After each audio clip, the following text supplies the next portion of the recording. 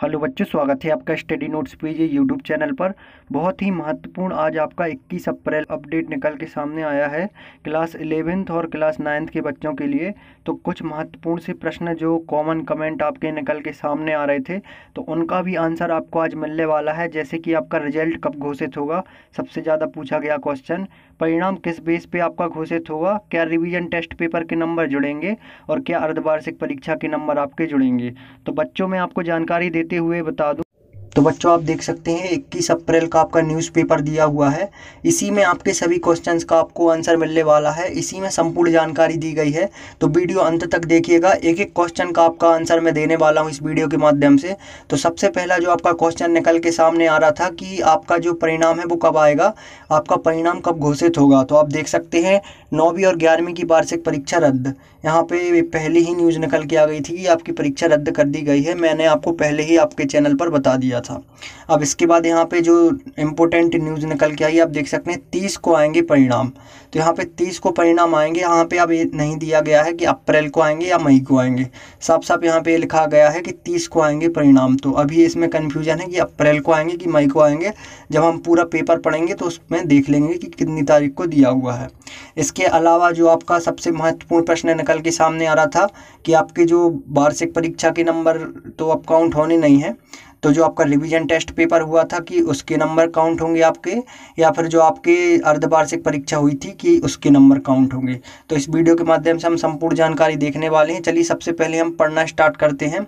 जो आपकी न्यूज़ निकल के सामने आई है, आप देख सकते हैं लगातार बढ़ रहे कोरोना संक्रमण को देखते हुए शासन ने 9वीं और 11वीं की वार्षिक परीक्षाओं को निरस्त कर दिया है। अब लिए गए टेस्ट व अर्धवार्षिक परीक्षा के आधार पर परीक्षा परिणाम घोषित किया जाएगा। अप्रैल तक परिणाम घोषित होगा। आप देख सकते हैं साफ साफ दिया हुआ है 30 अप्रैल तक आपका परिणाम घोषित होना है। मतलब यहाँ पे न्यूज़पेपर में साफ साफ निकल के आ गया है। आप देख सकते हैं 30 अप्रैल को आपका परिणाम घोषित होने वाला है।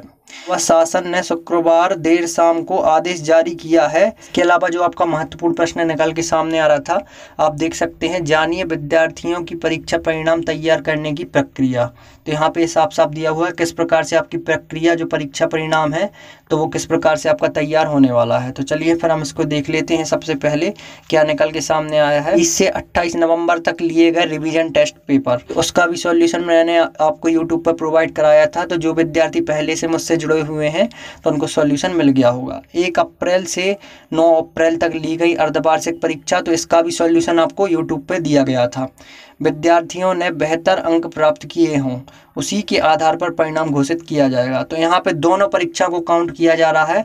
यहाँ पे ऐसा नहीं है कि जो आपकी ओनली अर्धवार्षिक परीक्षा है उसको काउंट किया जा रहा हो या फिर आपकी जो रिवीजन टेस्ट पेपर है उसको काउंट किया जा रहा हो। तो यहाँ पे दोनों को काउंट किया जा रहा है।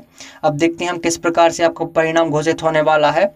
परिणाम की गणना बेस्ट 5 के आधार पर होगी। मतलब अगर आप 6 सब्जेक्ट है जैसे आपके, तो 6 में से अगर आप 5 में पास हैं तो वहाँ पे आपको पास घोषित कर दिया जाएगा। एक सब्जेक्ट में आप फेल भी हो जाते हैं तो यहाँ पे कोई टेंशन नहीं होने वाली है।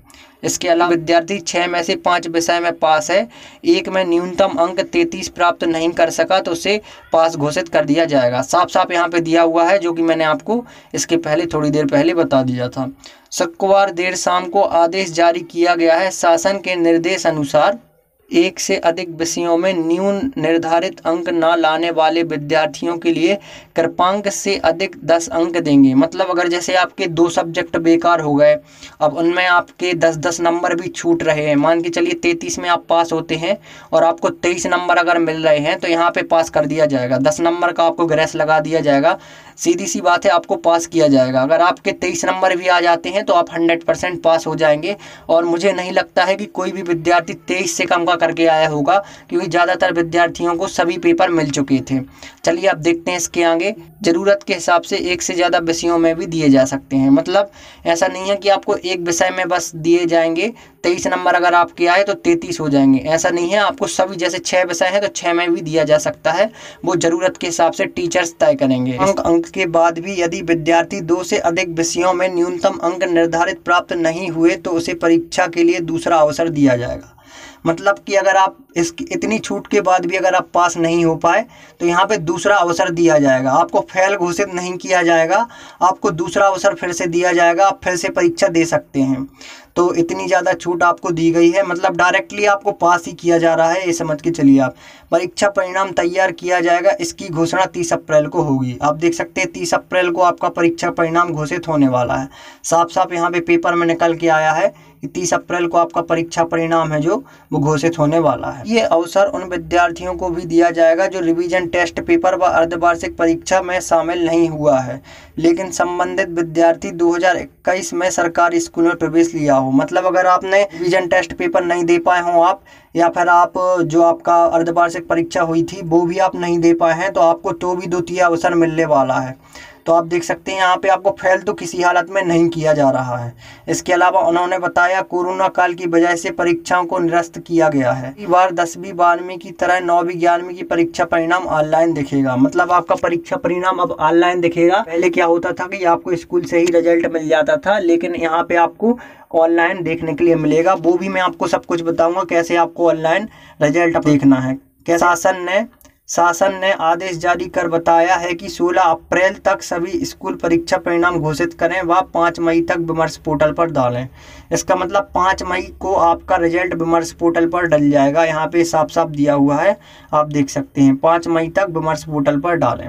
और जो लास्ट आपकी परीक्षा का परिणाम 5 आधारों पर तैयार किया जाएगा। जो इस न्यूज़ का कंक्लूजन निकल के आया है वो मैं समझा देता हूँ। जो आपके रिवीजन टेस्ट पेपर हुए थे, साथ में जो आपकी अर्धवार्षिक परीक्षा हुई थी, तो यहाँ पे दोनों के नंबर काउंट किए जाएंगे।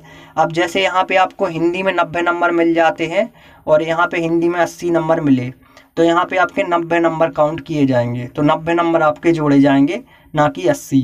इसके अलावा अगर आपको यहाँ पे संस्कृत में 60 नंबर मिले और यहाँ पे आपको 70 नंबर मिले संस्कृत में, तो यहाँ पे आपको 70 जोड़े जाएंगे। उम्मीद करता हूँ आपको समझ में आ गया होगा। और अगर यहाँ पे आपके लिए 23 नंबर मिले हैं तो यहाँ पे 10 जोड़ के आपके 33 कर दिए जाएंगे। और यहाँ पे आपको अगर 23 नंबर मिले हैं तो यहाँ पे भी आपके 10 जोड़ के आपके 33 कर दिए जाएंगे। तो कुछ इस प्रकार से आपके लिए बेनिफिट मिलने वाला है इस बार। तो उम्मीद करता हूँ आपके सभी डाउट्स क्लियर हो पाए होंगे। इसके अलावा कुछ भी डाउट्स अगर आपके रह गए हैं तो जल्दी से कमेंट किए, मैं समाधान करने का प्रयास करूँगा।